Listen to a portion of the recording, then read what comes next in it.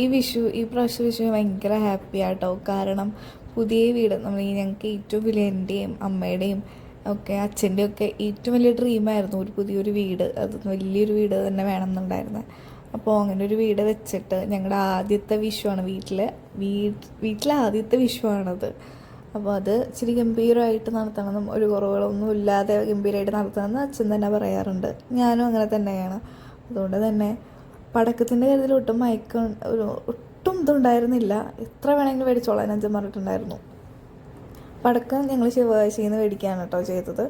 പിന്നെ അതൊക്കെ ആദ്യം, അതായത് തലേ ദിവസത്തെ വീഡിയോ ആണ് കേട്ടോ. ഞാനിത് അധികം നീണ്ടു വലിക്കുന്നില്ല. കാരണം ഞാൻ തലേ ദിവസവും പിറ്റേ ദിവസം വീഡിയോസൊക്കെ എടുത്തിട്ട് കുറേ ഒന്നും എടുത്തിട്ടില്ല.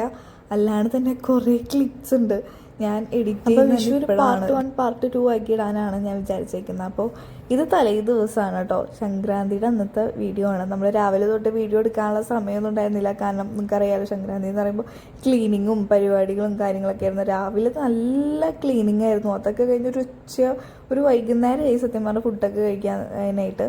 വൈകുന്നേരം ഫുഡൊക്കെ കഴിച്ച് കഴിഞ്ഞിട്ട് കണിക്കൊന്ന പൊട്ടിക്കാൻ ഞാനും അമ്മയും കൂടി പോയി.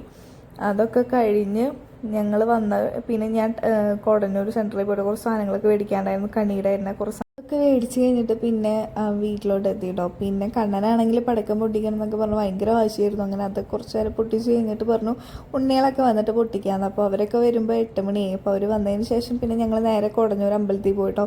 ഞങ്ങൾക്ക് കോടന്നൂർ വിഷുപ്പൂരമാണ്. അപ്പോൾ തലേ ദിവസം മേളവും കാര്യങ്ങളൊക്കെ ഉണ്ടായിരുന്നു. അപ്പോൾ അതിന് പോയിട്ടോ. അത് കഴിഞ്ഞ് വീട്ടിൽ വന്നിട്ട് പടക്കം പൊട്ടിക്കലൊക്കെ കഴിഞ്ഞു. അങ്ങനെ കണി ഒരുക്കി.